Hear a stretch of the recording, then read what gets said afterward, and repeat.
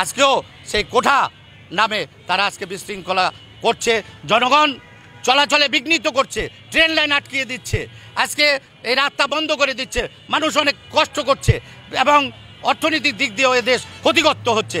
এই স্বাধীনতা বিরোধী চক্র সবসময় চাইবে, কারণ আপনারা জানেন 1971-এর স্বাধীনতা যুদ্ধে 30 লক্ষ তরতাজা প্রাণ, 2,68,000 মা বোনের ইজ্জতের বিনিময় স্বাধীন হয়েছিল দেশ। ওই যারা ইজ্জত হারিয়েছিল তাদের মহামূল্যবান ধন, সেই সোনার হরিণ পাওয়ার জন্য স্বাধীনতা, অনেক মা বোন তাদের ইজ্জত হারিয়েছেন, অনেক ভাইরা সেদিন নিহত হয়েছিলেন, কত ফ্যামিলি তার এই গার্জেন নিহত হওয়ার কারণে নিঃস্ব হয়ে গেছেন। তাদেরকে সম্মান করা এটা তো প্রতিটা মানুষেরই, প্রতিটা সরকারের দায়িত্ব। তাই জননেত্রী শেখ হাসিনা এই কোঠা তাদেরকে 5% দিয়েছে, এটা তো অন্যায় কিছু না। যারা বুকের রক্ত দিয়ে দেশ স্বাধীন করেছে, যারা ইজ্জত দিয়ে এদেশকে স্বাধীন করেছে, তাদের সম্মান করা প্রত্যেকটা নাগরিক, প্রত্যেকটা রাজনৈতিক দলের কর্তব্য বলে মনে করি। আপনারাও এটা মানেন বা জানেন প্রিয় ভাইরা। তাই আমি আর বক্তব্য দীর্ঘায়িত করব না, আমি শুধু বলতে চাই এটা স্বাধীনতা বিরোধীদের চক্র। আপনারা দেখেছেন ওই বিবি নূর, ওই ইহুদি নেতা, তার কাছ থেকে টাকা এনে এই জননেত্রী শেখ হাসিনা ওই মুসলমানদের পাশে কথা বলেছে, ওই ফিলিস্তিনিদের পক্ষে কথা বলেছে বলেই এই নূর ওই ইহুদি নেতাদের কাছ থেকে, ইহুদির মন্দির কাছ থেকে টাকা এনে তারা এই স্বাধীনতা বিরোধীদেরকে নিয়ে, জামাতকে নিয়ে, এই মুসলিম লীগের প্রেতাত্মা যারা স্বাধীনতার বিরোধিতা করেছিল, এই বিএনপিকে নিয়ে এই ষড়যন্ত্রে লিপ্ত হয়েছে। ইনশাল্লাহ আমরা রাজপথে আছি, আমরা নসরুল হামিদ বিপু ভাইয়ের নেতৃত্বে এই ঢাকা জেলা আওয়ামী যুবলীগ, কেরানীগঞ্জ উপজেলা দক্ষিণ যুবলীগ সবসময় রাজপথে আছি। ইনশাল্লাহ সকল ষড়যন্ত্রকে মোকাবেলা করে, পরাজিত করে আমরা রাজপথ ছাড়ব বলে আমি আগেই বলেছি, আপনারাও জানেন ভালো করে। এরা স্বাধীনতা বিরোধী চক্র, এরা সবসময় এদেশের মানুষের বিরুদ্ধে।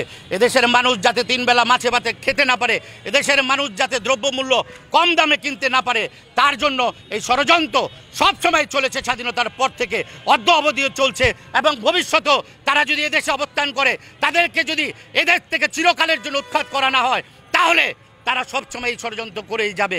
এবং এই ষড়যন্ত্রকে মোকাবেলা করার জন্যই আমরা এই আওয়ামী লীগ, আওয়ামী পরিবার, যুবলীগ আমরা সবসময় রাজপথে আছি। ইনশাল্লাহ শেখ ফজলে ইসলাম পরশের নেতৃত্বে, মাইনুল হোসেন খান নিখিল ভাইয়ের নেতৃত্বে আমরা যুবলীগ ঢাকা জেলা আমরা আছি, কেরানীগঞ্জ উপজেলা সবসময় রাজপথে থাকবো, তাদেরকে মোকাবেলা করব। ওই স্বাধীনতা বিরোধী চক্রদের কোনো ষড়যন্ত্রই আমরা বাস্তবায়ন হতে দিব না। যে কোঠা নিয়ে যে বিতর্ক, এটা আসলে এই স্থিতিশীল সরকারকে অস্থিতিশীল করার জন্য স্বাধীনতা বিরোধী চক্র, বিশেষ করে জামাত, মুসলিম লীগের প্রেতাত্মা বিএনপি এবং স্বাধীনতা বিরোধী রাজাকার আলবদর আল শামসের যারা প্রজন্ম আছেন, এই স্বাধীনতা বিরোধী চক্ররা আজকে ষড়যন্ত্র করছে। আপনারা জানেন এটা বিদেশি চক্রান্ত এর সাথে সম্পৃক্ত, বিশেষ করে আমেরিকার সাম্রাজ্যবাদ এবং ইহুদি ওই ইসরায়েলিদের কাছ থেকে টাকা খেয়ে এ দেশকে অস্থিতিশীল করার জন্য এই স্বাধীনতা বিরোধী চক্ররা। আপনারা দেখেছেন 1975-এ 15 আগস্ট বঙ্গবন্ধুকে হত্যা, তার সহধর্মিণীকে হত্যা, যুবলীগের প্রতিষ্ঠাতা চেয়ারম্যান শহীদ শেখ ফজলুল হক মণি মহোদয়কে হত্যা, তার সহধর্মিণী আর্যমণিকে হত্যা সহ 2004 সালে 21 আগস্ট গ্রেনেড হামলা, যে গ্রেনেড হামলা অত্যন্ত নেক্কারজনক,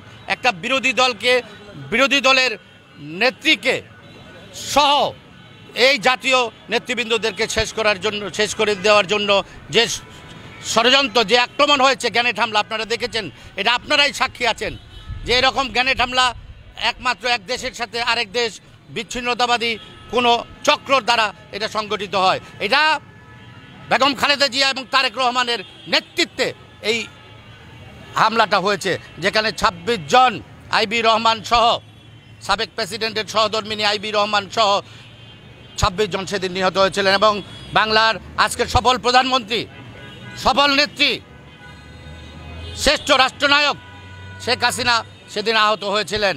জনগণের দোয়ায়, আওয়ামী লীগের অঙ্গ সংগঠনের কর্মীদের দোয়ায়, আপনাদের দোয়ায় সেদিন তিনি বেঁচে গিয়েছিলেন। এই স্বাধীনতার চক্রই আবার এই যে আজকে 2041 সাল নাগাদ এদেশ স্মার্ট বাংলাদেশে রূপান্তরিত হবে ইনশাল্লাহ, আপনারা দেখেছেন। কিন্তু বৈশ্বিক সমস্যার কারণে প্রত্যেকটা দেশ আজকে নানা অস্থিতিশীল অবস্থার সম্মুখীন হয়েছে। এই ইউক্রেন রাশিয়া যুদ্ধ, ফিলিস্তিন ইসরায়েল যে নৃশংসভাবে এই মুসলমানদেরকে হত্যা করছে, এই কারণেই আজকে পৃথিবীর সব দেশেই আজকে অর্থনীতি স্থবির হয়ে গেছে, যথারীতি বাংলাদেশও এটা ফেস করছে। এবং জননেত্রী শেখ হাসিনা নেতৃত্ব দিচ্ছেন বলেই এখনও এদেশ ভালো আছে, এদেশে কোনো অভাব অনটন আজকে নেই। হয়তোবা দ্রব্যমূল্যের দাম বেড়েছে, এটা যখন ওই বৈশ্বিক সমস্যা কেটে যাবে, ওই ইউক্রেন রাশিয়ার যুদ্ধ থেমে যাবে, ওই ইহুদিরা যেভাবে ফিলিস্তিনিদেরকে হত্যা করছে এটা থেমে যাবে, তখন অটোমেটিকলি এদেশ একটা পর্যায়ে চলে আসবে বাংলার সফল প্রধানমন্ত্রী জননেত্রী শেখ হাসিনার নেতৃত্বে। আজকে এই স্বাধীনতা বিরোধী বারবার এই চক্র এদেশকে অস্থিতিশীল করার জন্য ষড়যন্ত্র করে চলেছে। আপনারা দেখেছেন 65টা জেলায় তারা বোমা বিস্ফোরণ ঘটিয়েছে, এটাও স্বাধীনতা বিরোধীদের কাজ। জামাত, এই মুসলিম লীগের প্রেতাত্মা বিএনপি, রাজাকার, আলবদর, আল শামস, তাদের প্রজন্মদের দ্বারাই এই স্বাধীনতা বিরোধী এই আপনার আক্রমণগুলো, এই কলঙ্কিত কাজগুলো তাদের দ্বারাই হচ্ছে।